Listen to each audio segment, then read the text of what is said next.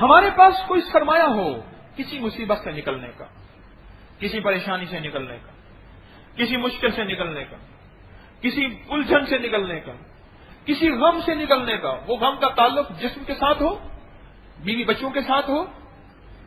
کسی سرمایہ کے ساتھ ہو، اور کسی امتحان یا کسی ہماری ترقی، دنیا کی ترقی کے ساتھ ہو یا آخرت کی ترقی کے ساتھ ہو۔ اس دفعہ رمضان میں ایک صاحب میرے پاس آئے، مجھے کہنے لگے رمضان بہت سخت ہے، روزے کیسے رکھوں، سمجھ نہیں آ رہے۔ میں نے کہا ایک تو آپ سحری اور افطاری میں گلقند ایک بڑا چمچ، 2 بڑے چمچ کھا لیا کریں، گلاب کے پھولوں کی گلقند جو ہوتی ہے، گل اور قند، پھول اور چینی، یہ کھا لیا کریں۔ دوسرا میں نے کہا کہ آپ ایسا کریں، اچھا ہوا پہلے آئے ہیں، آپ رمضان کے روزوں کی استقامت اور رمضان کے روزوں کی طاقت حاصل کرنے کے لیے ابھی سے سرمایہ حاصل کرنا شروع کر دیں۔ مجھ سے پوچھنے کا وہ سرمایہ کیا؟ میں نے کہا تجھے روز نہیں، ہر قدم پہ نافرمانیوں سے واسطہ پڑتا ہے، روز نہیں، روز نہیں، ہر قدم پہ نافرمانیوں سے واسطہ پڑتا ہے، گھر کے اندر بھی، گھر کے باہر بھی، اجالوں میں بھی، اندھیروں میں بھی، جلوتوں میں بھی، خلوتوں تنہائیوں میں بھی،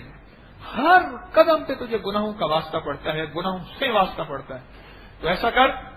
جب گناہ کا موقع آئے، وہ صغیرہ ہے کبیرہ ہے، وہ چھوٹا ہے بڑا ہے، وہ کھلا ہے وہ ان کھلا ہے، وہ اعلانی ہے یا وہ غیر اعلانی ہے، کوئی بھی ہے، واسطہ پڑے تو ایسا کر، وہیں اللہ سے ڈر جا اور اس وقت کو لکھ کے رکھ دے اور اس پہ پھر مضبوطی سے جمنا، یہ اکٹھے کر، اور جس وقت تجھے روزہ تڑپائے اور اس کی گرمی اور شدت، وہ بیچارہ مزدور تھا، مزدوری کرتا، مزدوری نہیں کرتا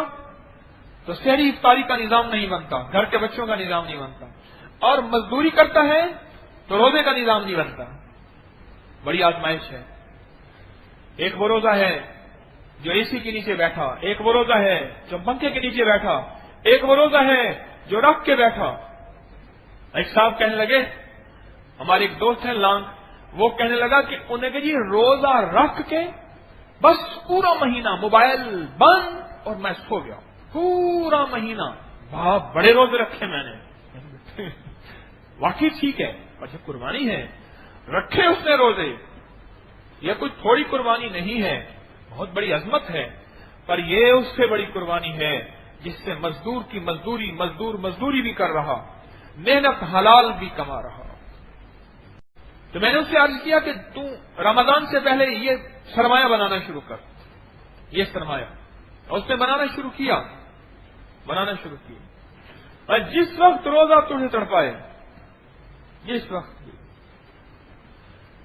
بھی تو ایک لاکر میں سے نکالنے کی، مولا یہ نیکی میں نے محض تیرے لیے کی تھی اور تیری رضا کے لیے کی تھی۔ کون سی نیکی؟ گناہ چھوڑنا خود نیکی ہے، میں عرض کر رہا ہوں،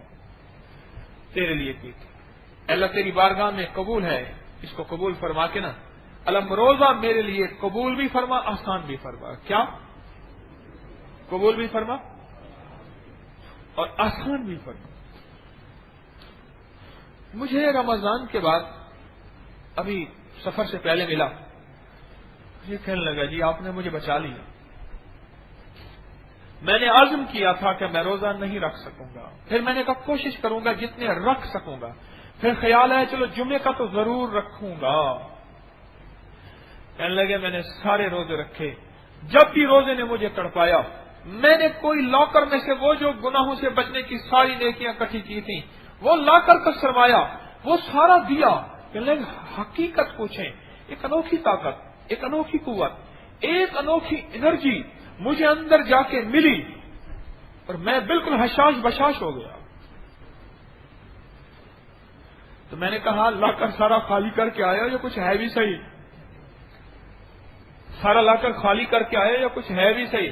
کہنے لگا ابھی بہت کچھ ہے۔ میں نے کہا اب اس کو پھر بھرنا ہے، اس لیے بھرنا ہے کہ موت کا آخری لمحہ جب آئے اور زندگی کی کشمکش ہو اور تانے بانے ٹوٹ رہے ہوں اور لمحے سانسوں کے گن کے ختم ہو رہے ہوں، اس وقت اللہ جل شانہ کے سامنے کہہ دیں مولا یہی میرے جو لاکر والے ہیں نا یہ چیزیں، یہ میرے ہاتھ میں پکڑا دینا، ہاتھ کی سختی ختم، قدموں میں رکھ دینا، پاؤں قدموں کی سختی ختم،